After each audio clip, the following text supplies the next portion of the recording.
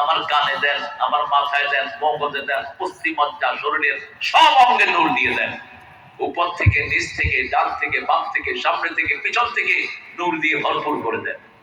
আর যেদিন আমি এই দুনিয়া থেকে কবরে চলে যাব, আমার কবরটাকে নূর দিয়ে ভরপুর করে দিই। তার কাছে চাইতে হবে, আল্লাহর কাছে। আমাদের আব্দুল নূরের আলোচনা আমি শুনতে পারলে ভালো হতো। কোন সূরা থেকে কথা বলেছো আব্দুল নূর?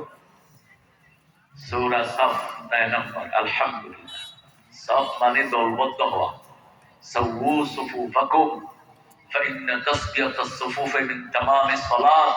রাসূল নামাজে দাঁড়িয়ে বলতেন, সাওয়ু ইস্তাউ ওয়াকিমু আ'তাদিলু।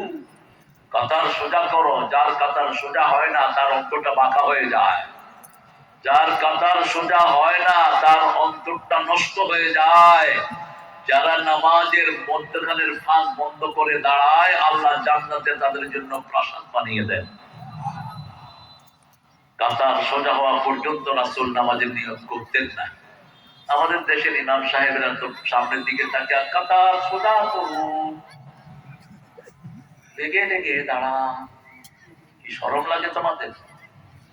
রাসূল মুসল্লিদের দিকে ঘুরতেন, ঘুরতে বলতেন, ইস্তাউ আ'তাদিলু, কাতার সোজা করো, লেগে লেগে দাঁড়াও, মধ্যখানে গ্যাপ রেখো না। ওমর লাঠি নিয়ে ঘুরতেন, যার কাতার বেকার তো তার ঘাড়ে কি করতেন? বাড়ি মারতেন। আল্লাহ আমাদেরকে সহবতে দাঁড়ানোর তৌফিক দান করেন। আর 9 নম্বর আয়াতের তাফসীর যেন আমরা আমল করতে পারি, সেই তৌফিক আল্লাহ দান করেন। আল্লাহ আমাদের আব্দুল নূরের শরীরটাকে সুস্থ রেখে দেন। আরো আস্তে আমিন করেন।